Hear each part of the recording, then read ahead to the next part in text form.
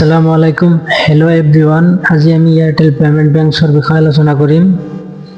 Airtel payment বেংকৰ maximum কাষ্টমাৰৰ আধাৰে পইচা উঠাওঁতে আধাৰ ডিজেবল বুলি দেখায়, আৰু সেইটো আধাৰ ইনেবল কেনেকৈ কৰা যায় সেই বিষয়ে আলোচনা কৰিম। গতিকে আমি ভিডিঅ' আৰম্ভ কৰোঁ।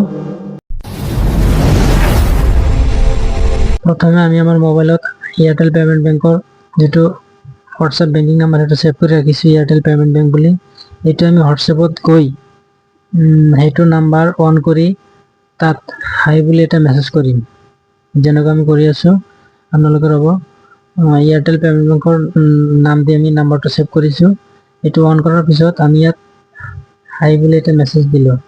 হাই বুলি মেছেজ দিয়াৰ লগে লগে আমাৰ ইয়াত এটা নটিফিকেশ্যন আহি যাব, ইয়েছ।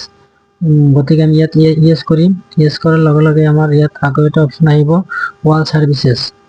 আৰু এই ৱাল ছাৰ্ভিচেছ অপশ্যনটোত ক্লিক কৰিলে ইয়াত দেখাব আপোনালোকে APS ছাৰ্ভিচ বুলি এটা অপশ্যন আছে। ইয়াত ক্লিক কৰি চেণ্ড কৰিব লাগে। চেণ্ড কৰাৰ পিছত আমি চেণ্ড কৰিলোঁ। ইয়াৰ পিছত অট'মেটিক আকৌ এটা অপশ্যন আহিব, ইনেবল APS। ইয়াত আমি ক্লিক কৰিলোঁ। ইয়াত ক্লিক কৰাৰ লগে লগে আমাৰ যিটো আধাৰ ডিজেবল হৈ আছিল সেইটো কিন্তু এতিয়া আৰু নাই, এইটো আৰু ইনেবল হৈ গৈছে। গতিকে এতিয়া আমি যদি বিচাৰোঁ পইচাটো উঠাব পাৰিম। গতিকে আশা কৰোঁ আমাৰ এই ভিডিঅ'টো দেখি আপোনালোকে নিশ্চয় উপকৃত হৈছে।